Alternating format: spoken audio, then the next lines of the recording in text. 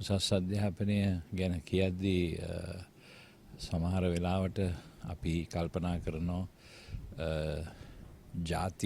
ජාතිකත්වය සහ මේ රටේ උරුමය අනුව දරුවන් හැදෙන්නට ඕනේ කියලා. ඒ වුණත් ඒ තත්ත්වය තුළ සිටිමින් නවීන තාක්ෂණය සහ අද ලෝකයේ ඉදිරියට ගිහිල්ලා තියෙන ශාස්ත්‍රය ඒ දරුවන්ට ලබා දීම අපේ වැදගත් අත්‍යවශ්‍ය අවශ්‍යතාවයක් වෙනවා. එතකොට එතනදී සාධාරණ ලෙස කරන්නට ඕනේ.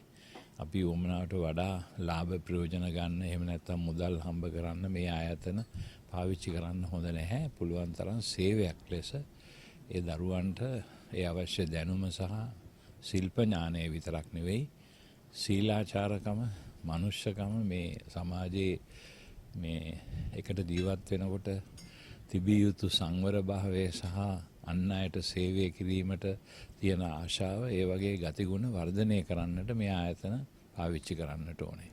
එහෙම නැතුව තරඟකාරීත්වයට පමණක් යොමු කරන අධ්‍යාපන ක්‍රමයක් සුදුසු නෑ රටට. ඒ ක්‍රමවේදය තමයි අපි මේ අවස්ථාවේදී මේ ආයතනය මගින් ලබා දෙන්න බලාපොරොත්තු වෙන්නේ දරුවන්ට.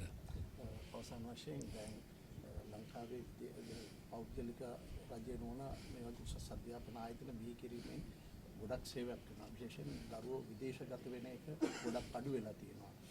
ඒ අංශයට වැඩි දියුණු වෙන්න මොන වගේ දෙයක්ද මේ රජයෙන් ලබා දිය යුතු සහ? ඇත්ත වශයෙන්ම අපේ රටේ දරුවෝ පිටරටට ගියාම ඒ අය එකක් මේ රටේ තියෙන සම්පත් විකුණලා ඒ වගේ මේ තමන්ගේ දරු පවුල් අහේනියට පත්වෙන තත්ත්වයට වැටිලා තමයි මේ දරුවෝ ගිහිල්ලා අධ්‍යාපනය ලබන්නේ. මොකද ඒ රටවල් වල ඉගෙන ගන්න වියදම් කරන්නට ඕනේ සෑහෙන ප්‍රමාණයක්.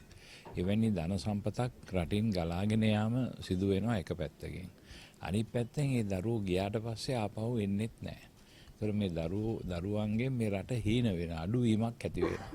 අඩුවීමක් කියන්නේ ශිල්ප ශාස්ත්‍රය දැනගෙන රට දියුණු කරන්න පුළුවන් සම්පත් දරුවන් නැතුව යනවා. ඒ නිසා වඩා හොඳයි ඒ බාහිර ලෝකයට පිටත් වීමට ඉඩ නොදී මේ රට තුල සම්පත් වර්ධනය කර ගැනීමට ඒ දරුවන්ව මෙහිදීම පෞද්ගලික හෝ රජයට අමාරු නම් පෞද්ගලික ආයතන සහයෝගිතාවෙන් වැඩ කරලා රට තුළ වැඩි දරුවන් ප්‍රමාණයකට උසස් අධ්‍යාපනය ලබාගෙන රට තුළම රැකියාවල් හොයාගෙන සේවය කරන්න පුළුවන් තත්වයකට රට ගේන එක තමයි අභියෝගයක් වෙලා තියෙන්නේ. ඒක කරන්නම ඕනේ උත්සාහවන්තව. හැමදේම පිටරටට යවන්න කටයුතු කරන එක එච්චරම සුබවාදී දෙයක් නෙවෙයි කියලා මම හිතනවා.